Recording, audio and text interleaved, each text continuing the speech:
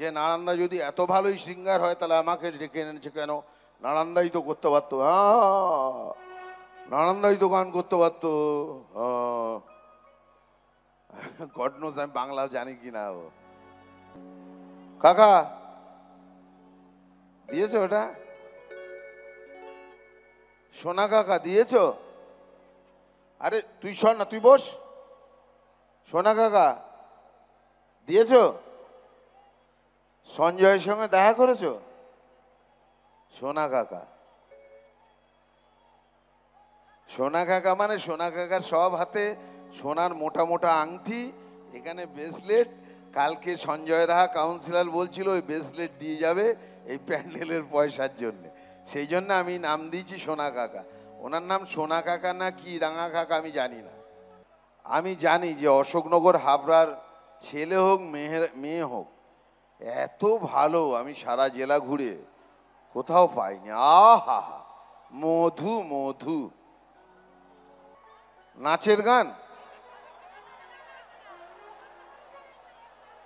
আমি মামুনি, আমি একটু একটা কথা বলছি মামুন, আমি নাচের গান করতে পারি কিন্তু আমি নাচাতে পারি না রে। তোর মতো আমি নাচাতে পারি, তুই নাচাতে পারিস কিন্তু আমি নাচাতে পারি না। আহা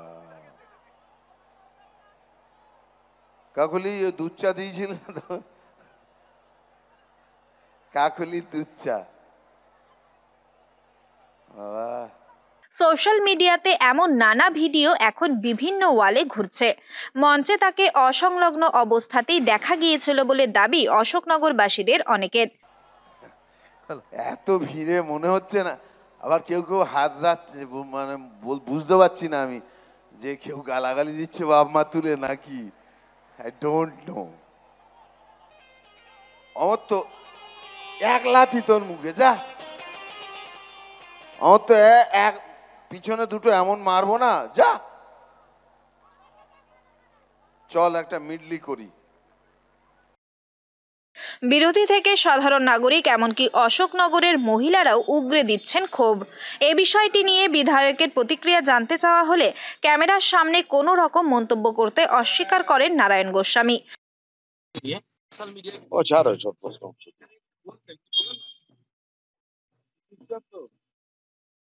বিষয়টি নিয়ে ইতিমধ্যে সরব হয়েছে বিরোধীরাও।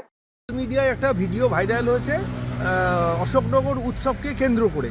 সেখানে অশোকনগর উৎসব যার পরিচালনায় চলছে তাকে দেখলাম অপ্রকৃতস্থ অবস্থায় নাচ গান করতে, এবং তার কাউন্সিলরকে উদ্দেশ্য করে এমন সব কুকথাই বলবো, ইঙ্গিতপূর্ণ কথা, যেগুলো মানুষ বুঝতে অসুবিধা হয় না পেছনে কি আছে।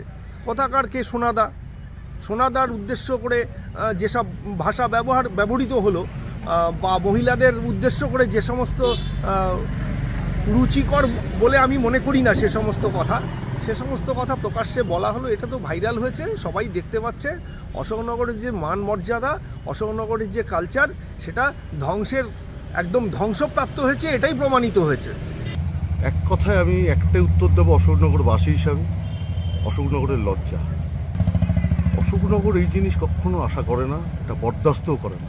এই লজ্জা যে কোথায় রাখবো, বাইরে গেলে এখন লজ্জা করবে যে আমি অশোকনগরের লোক, সেখানকার বিধায়ক। এক কথায় আমার তো দেখেই মনে হলো মদ্যপ অবস্থায় যা করলেন, এ জাস্ট ভাবা যাচ্ছে না। এবং এই যে আমরা বলি সবসময়, মানুষও বলে যে তৃণমূলের তোলাবাজির কথা, মঞ্চে দাঁড়িয়ে বলছেন যে একজন সারা গায়ে সোনা ভর্তি, তিনি যদি এক কথা এইরকমই যে তিনি যদি টাকা না দিতে পারেন তাহলে ব্রেসলেটটা দিয়ে যাবেন, সঞ্জয় রাহা সেই টাকাটা নেবে, তৃণমূলেরই কাউন্সিলর। অশোকনগরের নাগরিকরাও বিধায়কের এমন আচরণে যেমন এলাকার সংস্কৃতি ঐতিহ্যের ক্ষতি হচ্ছে, তেমনি অশোকনগরবাসী হিসেবে অন্যান্য জায়গায় লজ্জিত হতে হচ্ছে বলেও জানাচ্ছেন অনেকে।